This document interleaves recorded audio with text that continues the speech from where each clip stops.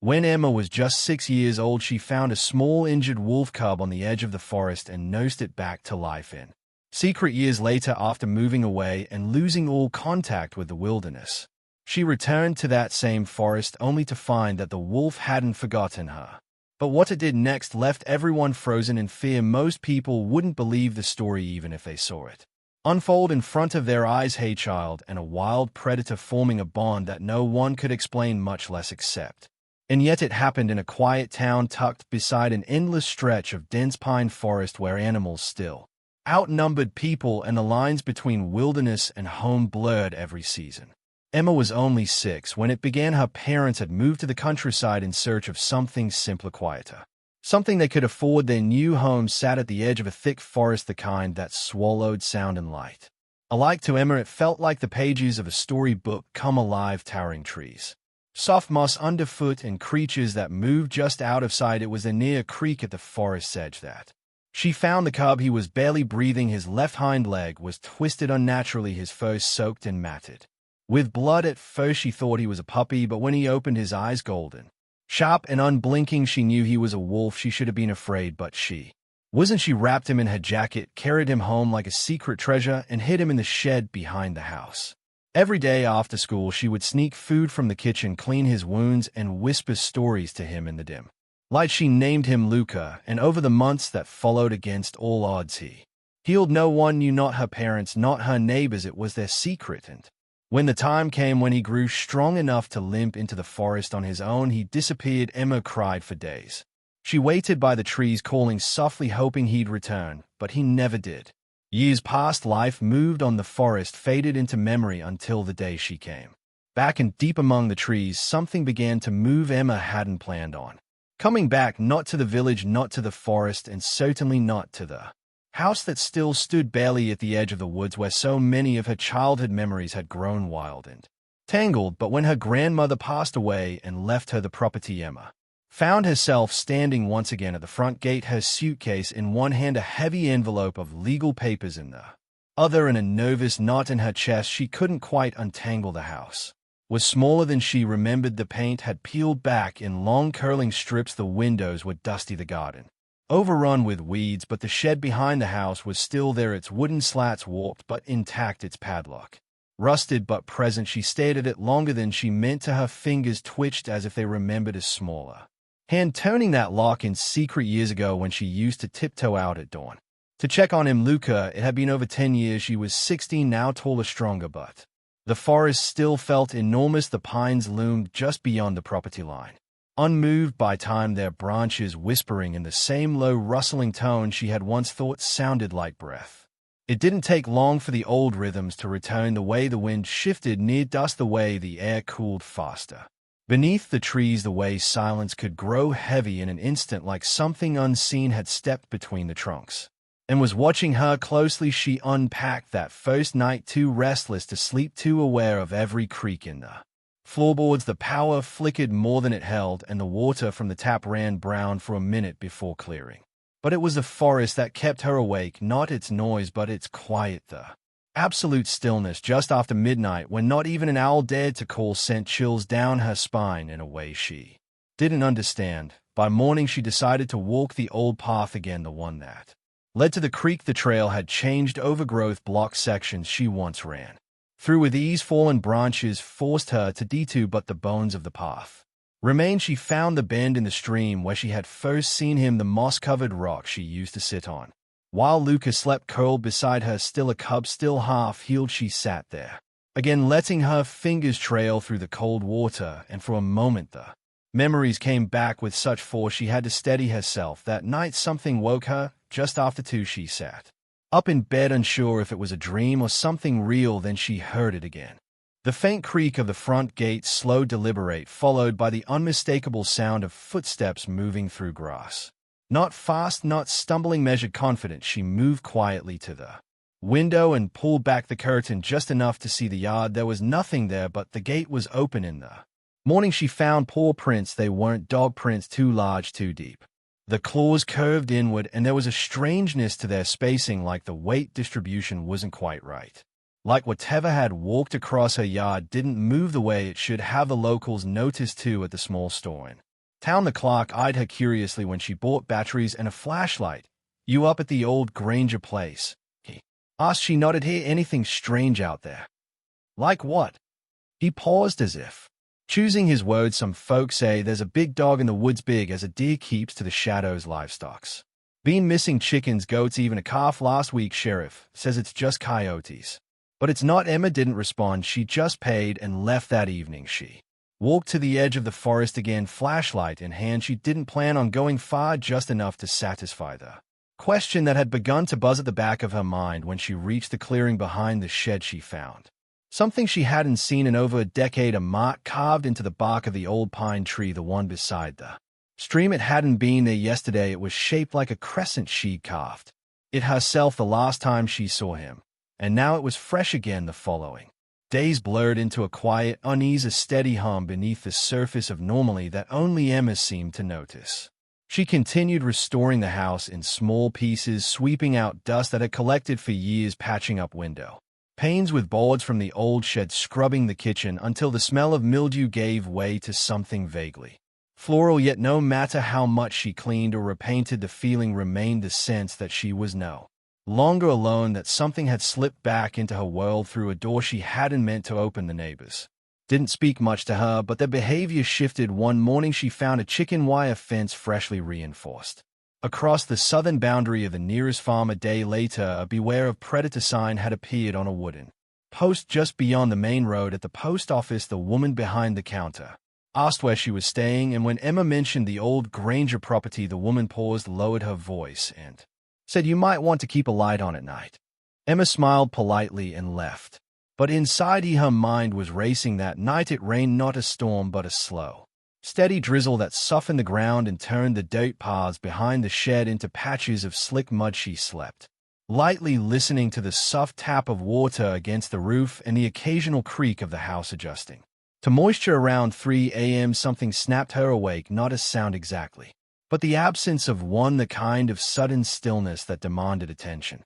She rose from bed, wrapped herself in her jacket, and stepped quietly to the back door. It was open just slightly, no wind, no force, as if someone had pushed it open just wide enough to look inside. She didn't scream, didn't panic. She reached for the flashlight and stepped outside, her boots sinking slightly into the wet ground. The rain had nearly stopped, but everything glistened beneath the moonlight, silver and damp. She moved slowly around the side of the house, the beam of her flashlight catching on tree trunks, fence lines, old garden tools half buried in earth. Then she saw them, paw prints, huge, clear, leading from the edge of the woods across the yard and stopping right at the back step, right where she had been standing seconds earlier. She knelt to examine them, the depth, the spacing. These were not casual tracks. Whoever had left them had weight, power, intention, but they weren't fresh. Something in her gut told her that these had been left hours ago. He had come, he had waited, and then he had left. She didn't sleep the rest of the night. By morning the news had spread. A goat had gone missing from a property 2 miles up the road. No signs of forced entry, no broken fencing, just a few large paw prints near the barn and a lingering stench of wet fur. Emma said nothing. She returned to the pine tree by the stream, the one marked with her childhood crescent, and this time she brought a piece of chalk in her pocket. She stood before the trunk, hand shaking slightly, and drew a second crescent beside the first, small and newer, uncertain, a message not to summon, not to command, just to acknowledge. That night, as she stood brushing her hair in front of the mirror in her grandmother's bedroom, she heard it, not footsteps, a low, guttural sound just outside the window, a growl, not hostile, not violent, but deep and unmistakable. She froze, her brush halfway through a stroke. Slowly she turned to the window. The rain had returned, light but steady, streaking the glass and reflecting her own dimly lit face. But behind her reflection something moved, a shadow, low, large, yellow eyes unmoving. Then it was gone. She ran outside, not thinking, not waiting, calling his name into the trees. Luca. Silence, and then just beyond the line of pines something answered, not a howl, not a bark, a sound between both, low, mournful, and human enough to send chills down her spine. When she returned inside, soaked and shaking, she realized something that settled deep in her bones. He hadn't just remembered her, he had come back for her, but whether he had come back as the creature she once saved or something else entirely was no longer certain. By the end of the week, people in the village had stopped pretending Everything was normal. The first signs were subtle. Windows that had once stayed open through the evening were now shut tight by sunset. Porch lights flickered on hours before dusk, and the chatter in the grocery store quieted the moment. Emma walked through the door. No one confronted her directly, but the way they watched her made it clear that the rumors had found their target. She was no longer just the girl who'd inherited the Granger house. She was the one the wolf kept returning to. Emma tried not to let it sink in, but it grew harder to ignore. At the bakery, the woman behind the counter forgot her change and couldn't meet her eyes. At the library, too. Teenagers stopped talking the moment she stepped inside, their glances sharp with suspicion. Someone had started whispering the word curse again, the same way they used to when she was a child, when animals would linger too long at the forest's edge, and people muttered about what the little Granger girl had brought back with her. She wanted to believe it was all just fear, simple, primitive fear, but in the back of her mind a seed of doubt had started to grow, because something inside her was changing too.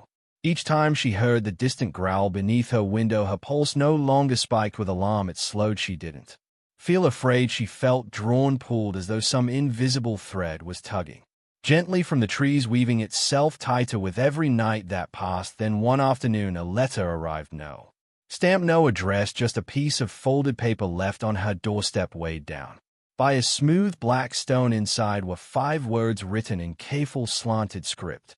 "Here's not what you remember." There was no signature, just the faint smell of smoke on the paper and a small smudge of ash at the corner, as if it had been torn from a notebook that had almost been burned. Emma's hands trembled as she folded the paper again. Later that evening she returned to the pine tree by the creek. The chalk crescent was still there, untouched by rain, but this time another mark had been added beside hers. Not drawn, but clawed deep into the bark, 3 parallel lines, uneven and raw. She stepped back, breath catching. He had answered, but it wasn't a symbol of recognition. It was something else, a warning or a claim. She didn't sleep that night. The wind howled against the side of the house, louder than usual. Shadows twisted across the walls. Every creak in the old wood felt like a footstep, and beneath all of it a question pulsed inside her like a heartbeat she could no longer ignore. Had Luca changed, or had she never truly known him to begin with? The next day she received a visitor. She was on the porch sipping cold tea and staring out into the trees when she heard the sound of a car door closing. A moment later a figure emerged from the gravel drive, a man in his late 30s with close-cropped hair and a faded army jacket. He moved slowly, hands visible. Expression guarded. "Emma," he said, voice low. She stood uncertain. "Yes, I'm Ben Carter. I used to live down the ridge. My father helped with the search when you went missing with the cub." "Huh. Heart skipped. That was years ago." "I know," he said, "but I saw something last night up on my trail cam." He reached into his coat and pulled out a phone, tapping until a grainy night vision image filled the screen. In the frame, a tall figure standing near the edge of the forest. It wasn't quite a wolf, but it wasn't a man either. The body was broad, hunched, fur matted and soaked from the rain. Its posture was unnatural. Its eyes glowed directly into the lens, unblinking. Emma stared, silent. "He wasn't looking for food," Ben said. "He was watching the house." She swallowed hard. "You think he's dangerous?" Ben hesitated. "I think he remembers you, but I also think his change has been out there too long. Wolves don't come back to be pets, Emma. They come back to take back what they think is theirs." Emma's throat tightened, because part of her already knew. That part of her had felt it in the way her chest HDHD when she heard him outside, in the way the forest seemed to lean toward her every time she stepped beneath its shadow. Ben handed her a second image. Another angle, another night. In this one tower, the creature was standing at the foot of her porch, closer than ever, and this time its mouth was open. Emma didn't speak for a long time after Ben left. She sat on the porch long after the sun dipped below the trees, the second trail cam photo still in her lap. The image haunted her, not just because of what it showed, but because of what it confirmed. She hadn't been imagining it. Luca had been there, not in a dream, not as a ghost from childhood, but in the flesh, standing no more than 10 feet from her door. Watching, she tried to remind herself of the cub she had once loved, the tiny, trembling creature she had cradled in a blanket, bottle-fed in the dark, whispered to with stories only he had ever heard. But the image in her hands was not the same. There was no warmth in those eyes, no recognition in the way he held his body. Something wild had grown inside him, something deeper than instinct and more deliberate than hunger. That night she didn't close the curtains. She sat in the dark, a single lamp behind her facing the window like a challenge, a heartbeat Stayed slow even when the wind began to rise and the branches scraped the siding, but somewhere past midnight the silence shifted. She heard it first as a vibration, low, steady, pulsing through the floorboards. Then came the sound of claws against wood, deliberate, heavy, not the random scurry of a raccoon or the soft step of a deer, but something pacing, circling the house. She stood and moved toward the window, heart pounding, not with fear, but with something closer to recognition, like part of her had known this would happen all along. And there he was, standing just beyond the edge of the porch, half in shadow, half illuminated by the faint glow of the backlight behind her. His frame was massive, now far larger than any wolf she'd ever seen in books or documentaries. His fur was dark with streaks of silver across his back and shoulders, wet from the rain. His eyes still that same haunting yellow. He made no move to approach. He simply watched. She whispered his name, Luca. His ears twitched, and then slowly he sat, not like a beast staking territory, but like someone waiting. She pressed her hand to the glass. Part of her wanted to open the door to step outside and close the distance that time had carved between them, but her body remained frozen, gripped by something primal that told her love alone wasn't strong enough to bridge what he had become in the morning. He was gone, but something had been left behind near the bottom step, nestled in the wet grass lay an object she hadn't seen in over a decade, a child's scarf.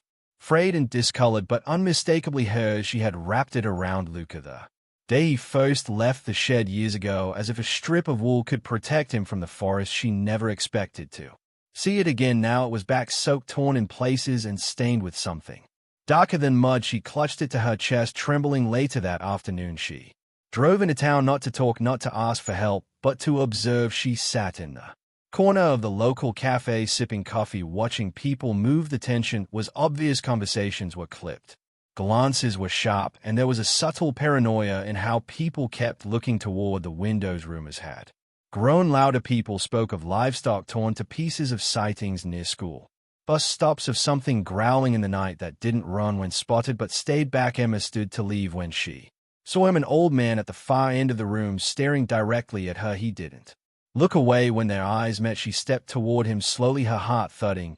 "You knew my grandmother," she said, not asking but stating. He nodded. "You knew about the wolf?" Another nod. She waited. Finally he spoke, his voice barely louder than a whisper. "She warned you not to raise him as your own." Emma stiffened. "I saved him." The man's eyes darkened. "And he was never meant to be tamed." She sat down across from him. "I thought he was just a wolf." He shook his head. "He never was. There are old bloodlines in these woods, creatures born of shadow and silence. They don't forget, and when they love, it doesn't always mean safety." Emma's voice cracked. "What do I do now?" The man looked past her toward the window. "Hope he still remembers the girl, and not just the bond, because the longer Lucas stayed in the forest, the more the forest stayed in him, and love, once twisted by instinct and time, doesn't always return as love at all." The next morning Emma found a note nailed to her front gate. It wasn't handwritten. It was printed in bold black font, the letters blocky and cold, as though whoever left it had gone out of their way to remove all traces of personality. There were no threats, no slurs, no names, just 6 words that settled into her chest like a weight too heavy to breathe. "Around if you don't stop this, we will." She didn't need to ask what it meant. She knew exactly what it was referring to. Luca, the village was reaching its limit. 4 days now, livestock had continued to disappear. Sightings of a massive creature near fences and barns had become almost routine, and the stories were no longer whispered behind hands. They were being shared openly, with urgency, with anger, with the kind of fear that turns uncertainty into violence. People had begun patrolling their properties at night. A group of men had organized a volunteer watch, which in truth was little more than an excuse to roam the woods with hunting rifles, and the blessing of panic. Emma felt the pressure growing with every step she took outside. People crossed the street when she approached at the store. No one made eye contact. Even the sheriff, who had once waved politely when passing by, now drove past her without so much as a glance. She tried to convince herself that Luca hadn't meant for this to happen, that the animal she had loved, the creature she had once nursed back to life, was still in there somewhere. But the claw mark on the tree, the ripped scarf, the trail cam photos, the way he had stood at the edge of a porch like a sentry or predator, she couldn't ignore what those signs were trying to tell her. That night she sat at the kitchen table with the lights off, listening to the ticking of the old wall clock, counting the seconds between gusts of wind rattling the window panes. She Knew he would come again, he always did. It was never random, never accidental. He came when she was alone, when the village was quiet, when no one could see him but her, and sure enough, just after midnight. She felt it again, the shift in the air, the instinct that had begun to grow inside her like an old scar reopening. She stepped to the door and opened it slowly, not bothering with the flashlight. She didn't need it, the moon was full, casting enough light across the yard to see clearly. He was there, not in the shadows, not at a distance, but sitting at the bottom of the steps, his head raised, eyes locked with hers, unmoving. He made no sound, didn't growl or snarl or whimper. He simply waited, as if expecting her to come down and sit beside him like she used to, like the world hadn't changed around them, like time hadn't made monsters of what once was innocent. Her hand rested on the doorframe. White-knuckled. Luca, she said, her voice barely above a whisper. What do you want from me? The creature blinked once, then tilted its head slightly, not unlike how he had done as a cub when trying to understand her stories. That single motion